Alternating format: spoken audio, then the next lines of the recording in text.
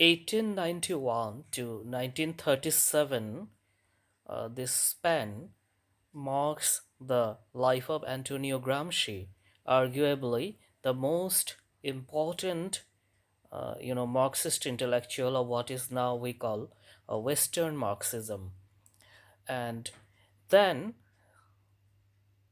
his very important concept, one of his very important concepts is that of the subaltern. Basically, what had happened is that he was put in jail by the then Italian government for being in opposition. From jail, he used to write, notebooks, diaries, letters. These are allowed actually, but then before sending them, the prisoners will check them in case there were any controversial things. So to avoid that espionage or being found out, he used new terms, to camouflage his writings, But then with the use of those terms, he meant mostly the old things. So in Marxism, the basic thing is class struggle that is between the elite and the proletariat, or bourgeois and the proletariat, let us call it. So I mean, the proletariat or the working class are the have-nots of Marxism, and they're the most important component in Marxism.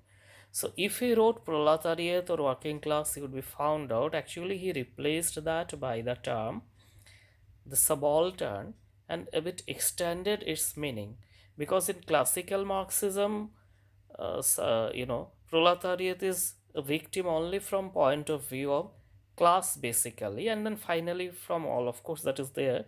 But he expanded it to mean, any group of people who is kept outside a power of any given country or society. So that group is the subaltern group, and it need not be only coming from the class aspect. you know this sub means under. So we have division means district, subdivision means under the district, like that. Sub in English means under, like upa in India, upagraha, graha, upagraha. So division, subdivision, judice, subjudice, under judice. Altern means other, alter, so means under others, that is those who are not independent. Originally, I mean, this term literally meant a lower grade worker in the army who were under, I mean, fighter in the army who were under other people, actually captains, majors, etc. So he used the term to imply those people, I mean, who are powerless or disempowered by any given setup, which is called hegemony, which I have interpreted it in another video. You can check Gramsci hegemony, it is there in the site. So that is it. Now in the late 20th century, there was a greater engagement with this term, especially by a group of post-colonial thinkers, prominent among whom are Gayatri Spivak, Ranojit Guha, Partha Chatterjee, Homi Bhabha, Dipesh Chakraborty. So they constituted more or less this subaltern studies group. This group, I mean, they what they found out is that even post-colonialism or anti-colonialism in itself is not sufficient to address all the different kinds of marginalizations in a country like India. Colonialism marginalized a lot of people, I mean, the entire Indians, but within Indians again there were this caste aspect, class aspect, gender aspect, so different kinds of subalterns, I mean, people under other groups.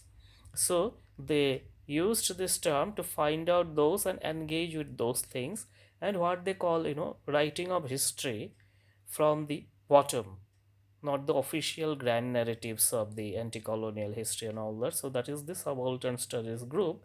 But here also they acknowledged Gramsci is the origin, and in this regard, Spivak's most famous essay is Can the Subaltern Speak, which is basically an appropriation of Gramsci, the term.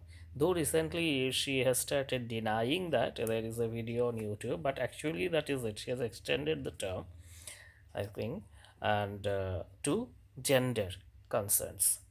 That is, so any people who are disempowered and under other groups are subalterns, and two famous names are, one is Antonio Gramsci in the past and presently Gayatri Spivak, and uh, there are books on this, subaltern studies reader and other things. Now what I'm coming to is that the entire theory of the subaltern and the history of subaltern from Gramsci's point of view, he noted in a particular prison diary, that was the prison notebook or diary number 25, 25th number diary. That is not available in English translation, till date. Complete translation is not there. Now the Columbia University Press is doing a very good job. They are translating it, and in June 2021 this is supposed to come out. Then we can know in greater details what Gramsci actually meant, through an English translation. Now we are dependent on others, those who know Italian and other things, for the meaning. So after the book is out in English, and after we read that, maybe I may make another video. So till then, I think this should suffice. In that notebook, actually, he has given the history of this subaltern from the Greek antiquities, communes, and to the modern times from his point of view. So definitely, he was a great intellectual with an unparalleled sense of history also. So not only spatiality but temporality, both are there in Gramsci, space and time. Thank you very much. That is all for it today, Subaltern.